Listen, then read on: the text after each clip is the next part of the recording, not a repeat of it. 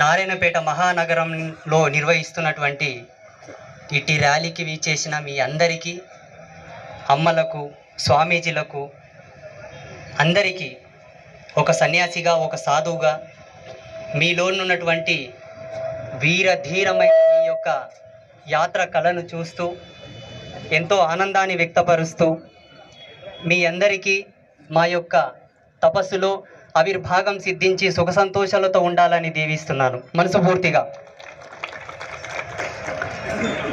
ఇదొక దౌర్భాగ్యమైనటువంటి దినం. ఈరోజు మన అస్తిత్వాన్ని కాపాడుకోవడానికి మనం ర్యాలీ నిర్వహించాల్సిన పరిస్థితి వచ్చింది. మనకు ఇంట్లో ఉన్నదంతా పంచిపెట్టి తర్వాతకు తలగోకున్నాడంట వెనకడికి ఇవ్వడం.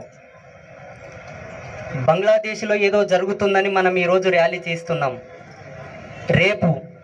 రేపన్న దినంలో జరగదు, జరగబోదు, జరగకుండా మేము చూసుకుంటాం. ఆ పవర్స్, ఆ శక్తిని ఆ భగవంతుడు మాకు ఇచ్చాడు. మాలాంటి తాపసులు గనక తపమాచరించి గనక యజ్ఞశక్తిని ధారపోస్తే ప్రపంచం ఇంకోలా ఉంటుంది. తస్మాత్ జాగ్రత్త. ఇంతవరకు మీరెవరు చూడలేనటువంటి ప్రపంచనం భారతదేశంలో సాధువుల మూలంగా జరగబోతుంది. ఇది సత్యం.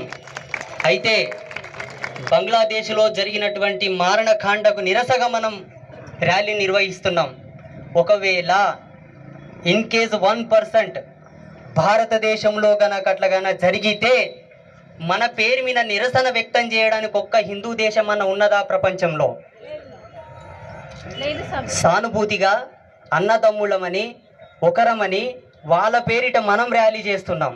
మనకేదన్నా జరిగితే ఎవడన్నా ప్రపంచంలో ఆదరించేవాడు, తోడొచ్చేవాడు ఎవడన్నా ఉన్నాడా? ఒక్కటంటే ఒక హిందూ దేశం లేదు. అందుకే వెలుగున్నంగానే దీపం చక్కదిద్దుకున్నామన్నారు పెద్దలు. ఇది మనకు సువర్ణ అవకాశం. ఇది మనకు సువర్ణ అవకాశం. జాగ్రత్త పడండి, జాగృతం అవ్వండి. ఇది తరుణం. గీతాచార్యుడు భగవత్